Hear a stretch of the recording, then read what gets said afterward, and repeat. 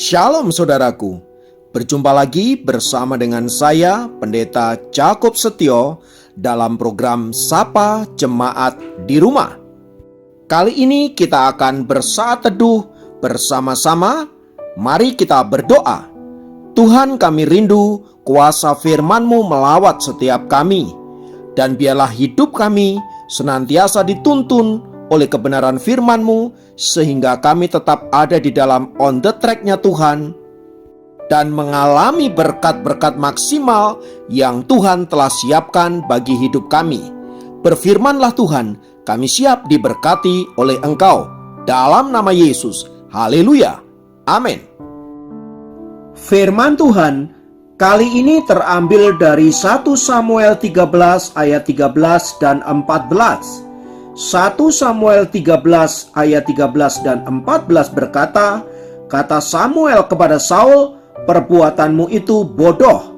Engkau tidak mengikuti perintah Tuhan Allahmu yang diperintahkannya kepadamu.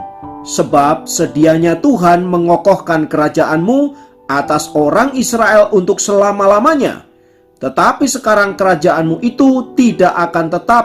Tuhan telah memilih seorang yang berkenan di hatinya, dan Tuhan telah menunjuk dia menjadi raja atas umatnya, karena engkau tidak mengikuti apa yang diperintahkan Tuhan kepadamu.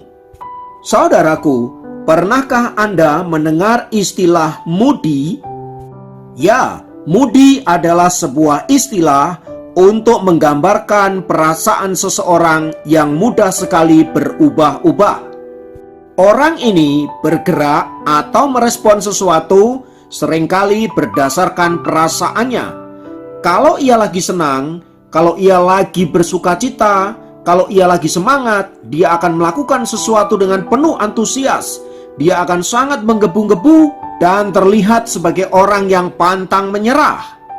Tetapi bila suasana hatinya tidak lagi senang, maka ia akan segera lisut seperti rumput dan tidak berdaya.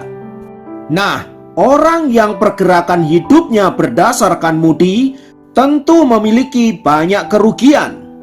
Yang pertama, tentu dia adalah bukan orang yang konsisten dengan sesuatu yang sedang ia kerjakan, sehingga karena hal itu ia akan mudah menyerah, dan pada akhirnya dia pasti akan kalah dalam setiap pertandingan hidupnya.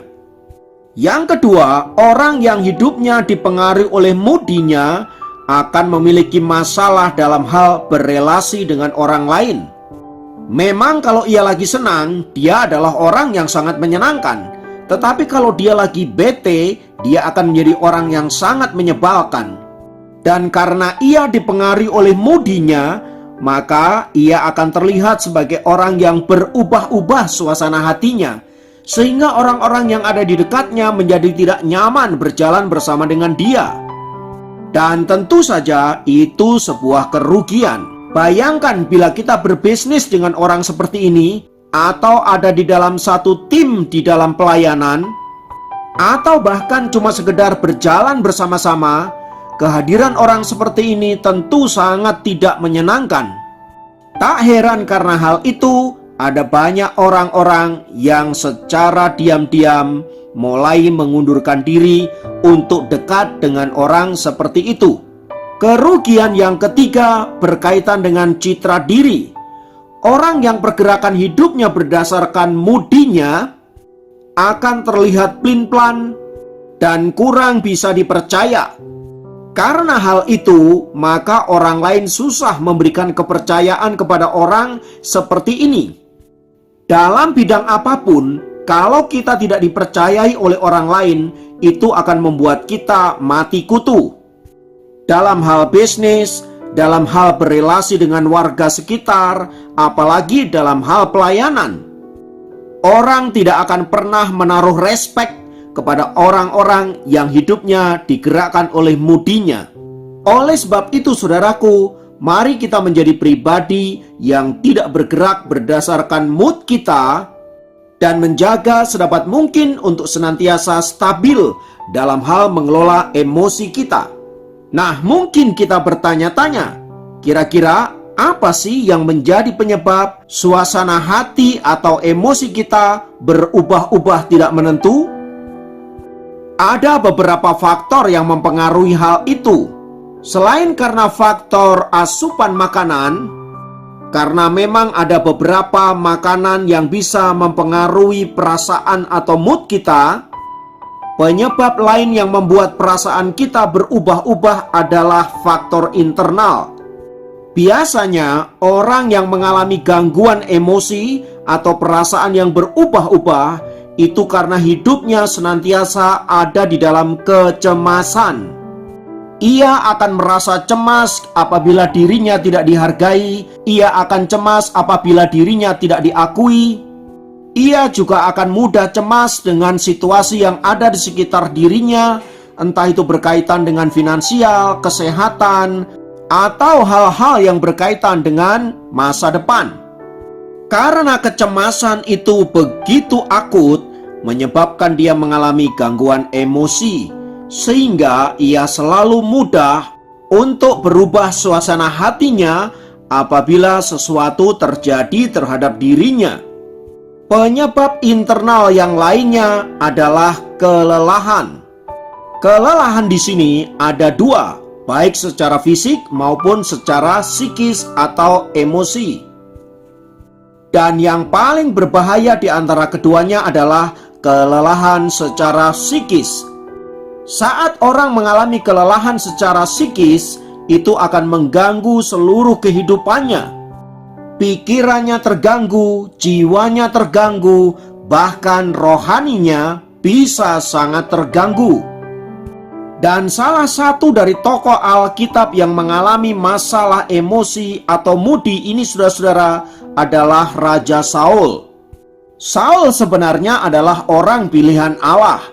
Ia ditetapkan menjadi raja atas Israel karena memang rakyat menghendaki seorang raja. Dan sepanjang sejarah ia memimpin Israel, seringkali pergerakan hidupnya dipengaruhi oleh moodnya. Itulah sebabnya Raja Saul seringkali didapati sebagai pribadi yang tidak konsisten.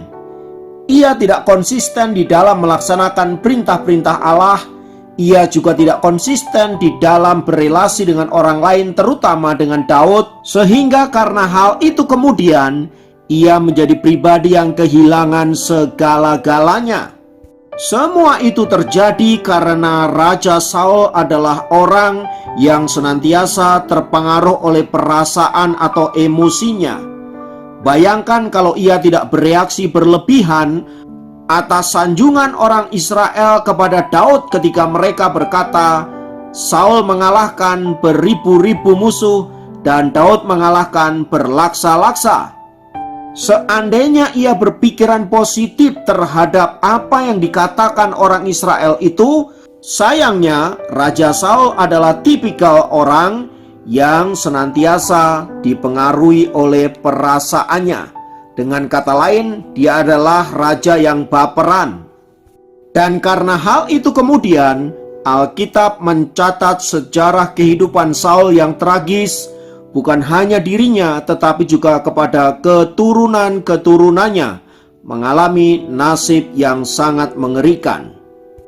Oleh sebab itu, saudaraku, belajar dari firman Tuhan di atas, mari kita menjadi pribadi-pribadi yang senantiasa memiliki kestabilan emosi dan tidak mudah terpengaruh oleh emosi yang seringkali mengganggu hidup kita. Ingatlah, Anda adalah tuan atas emosi Anda. Karena itu, kendalikanlah perasaanmu, emosimu, dan jadilah pribadi-pribadi yang dewasa dalam bersikap sehingga engkau menjadi pribadi-pribadi yang tangguh dalam segala hal. Kiranya firman Tuhan memberkati kita semua. Mari kita berdoa. Kami naikkan pujian dan syukur karena kasih-Mu, penyertaan-Mu, dan pertolongan-pertolongan-Mu dalam hidup kami, sehingga kami senantiasa diberikan pencerahan demi pencerahan, agar hidup kami terus mengalami kemenangan. Hari ini kami menyerahkan seluruh hidup kami, tubuh, jiwa, dan roh kami ke dalam tangan kasih-Mu Bapa. Pimpinlah kami agar hidup kami senantiasa menyenangkan dan memuliakan nama-Mu. Terpujilah nama-Mu Yesus kekal selama-lamanya. Haleluya. Amin. Demikian program Sapa Jemaat kali ini. Sampai jumpa dalam program Sapa Jemaat yang lain. Tuhan Yesus memberkati.